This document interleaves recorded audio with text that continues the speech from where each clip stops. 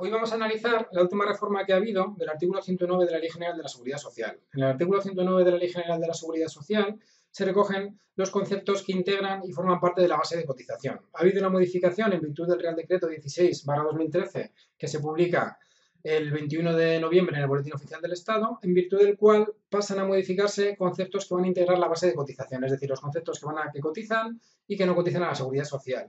Analizar los conceptos que cotizaban antes del Real Decreto 2013 y cuál es el cambio, cotizaban o no cotizaban, y cuál es el cambio que ha habido a raíz de este decreto. Teníamos que, con anterioridad al decreto 2013, ya habían pasado a cotizar por su importe íntegro el plus de quebranto de moneda, desgasto de útiles y herramientas, la adquisición y mantenimiento de ropa de trabajo. Es decir, los pluses de ropa de trabajo, quebranto de moneda, desgastes de útiles y herramientas, eran pluses que antiguamente no cotizaban siempre y cuando no superasen el 20% del IPREM.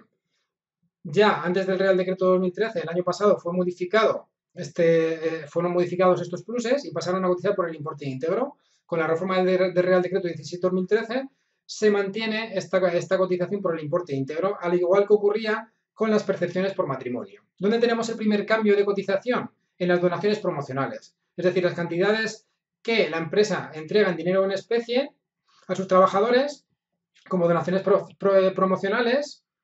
Antes del Real Decreto 16/2013, solo excedían en la cuantía que superase 2 veces el IPREM mensual vigente.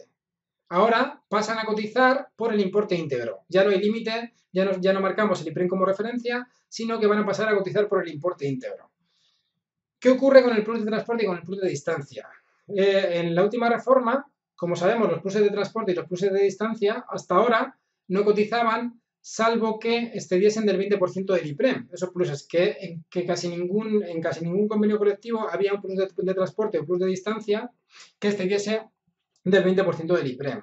¿Vale? Esto ha sido más criticado porque hay muchos pluses en virtud de los cuales van a tener que cotizar más los trabajadores con incremento de base de cotización y las empresas, porque estos pluses de transporte y de distancia antes del decreto 16/2013 solo cotizaban si excedían de ese 20% del IPREM, mientras que ahora, con la nueva normativa, a partir del día 22 de diciembre de 2013 han pasado a cotizar por su importe íntegro, es decir, van a cotizar por toda su cuantía. ¿Qué pasaba con las mejoras de prestaciones de la Seguridad Social que fuesen distintas a la incapacidad temporal? Aquí estamos hablando sobre todo de contribuciones por planes de pensiones o sistemas alternativos. Antes del decreto 16/2013, las cuantías establecidas como mejoras de prestaciones de la Seguridad Social, es decir, la cuantía que, por ejemplo, una empresa aportaba a un plan de pensiones individual del trabajador, estaba exento de cotización, mientras que ahora pasan a cotizar por el importe íntegro, es decir, van a pasar a formar parte de la base de cotización. Teníamos también determinados casos en los que la empresa podía entregar por precio inferior al precio de mercado a sus trabajadores acciones o participaciones de la empresa o de empresas del grupo. Antes del decreto 16/2013 iban a cotizar solo siempre y cuando se excediese de la cuantía de 12.000 euros anuales. Eso antes del decreto 16/2013. Mientras que con la última reforma del decreto 16/2013 va a pasar a cotizar el importe íntegro, es decir, va a tener consideración de salarial el importe íntegro que se establece. En el caso de los gastos de estudio del trabajador o asimilado, se mantiene exactamente igual que estaba antes, estaría exento, continuaría estando exenta en los casos de gastos de estudio del trabajador o asimilado. Con respecto a la entrega por parte de la empresa de productos a precios rebajados, que se realizan en cantinas, comedores, en economatos de carácter social, etcétera, etcétera, siempre y cuando tuviesen la consideración de fórmulas directas o indirectas de prestación de servicio. Con la reforma del decreto 17/2013 también hay cambios. En este caso, antiguamente, antes del decreto 16/2013, excedía lo que superaba 9 euros al día, y siempre y cuando se cumplieran una serie de requisitos establecidos. Ahora ya se pasa a borrar ese límite que teníamos de 9 euros al día, de exceso de esos 9 euros al día, y van a pasar a cotizar por el importe íntegro. Lo mismo nos ocurre con la utilización de bienes destinados a los servicios sociales y culturales del personal empleado. Antes esta cuantía, como estaba enlazada con la cultura y con la exención por esos bienes culturales, estaba exento, y ahora con la reforma del nuevo decreto pasa a cotizar por el importe íntegro. Lo mismo ocurría con las asignaciones, lo mismo que estamos viendo, lo podemos ver con las primas de seguro, es decir, asignaciones asistenciales para primas de seguro de contratos en el caso de accidente de trabajo, responsabilidad civil, o primas de seguro en caso de contrato de seguro de enfermedad común.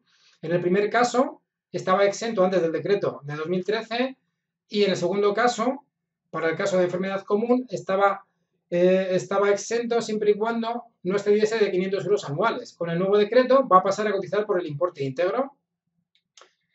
Por último, la prestación de servicio de educación preescolar, infantil, primaria, secundaria, obligatoria de bachillerato y formación profesional por centros educativos autorizados a los hijos de los empleados, es decir, que se realicen para los hijos de los trabajadores, con carácter gratuito por precios inferiores al normal de mercado, es decir, que la empresa ofrezca esta asignación asistencial.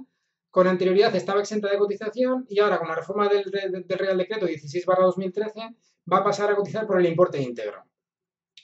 Con respecto a los gastos de manutención y estancia, hay conceptos que no se han modificado. Son estos conceptos de gastos de manutención y estancia. En este caso, se sigue manteniendo la exención de la cotización siempre y cuando no superen los límites que establece la legislación fiscal, la normativa del impuesto de la renta de las personas físicas. Nos pasa lo mismo para los gastos de locomoción. En los gastos de locomoción, siempre y cuando tengamos justificado ese gasto por factura, no estará exento, y siempre y cuando hagamos gastos de kilometraje que no excedan de los 0,19 euros por kilómetro, seguirán estando exentas. Con respecto a las indemnizaciones por fallecimientos, traslados y suspensiones, no ha habido modificación. Las indemnizaciones por despido seguirán estando exentas en las cuantías que establece la legislación del IRPF, que con carácter general va a ser hasta el importe de la indemnización legalmente establecida con carácter general por el Estatuto de los Trabajadores o la normativa que lo regule. En principio, la modificación más grande que hay con respecto a las cotizaciones y la que más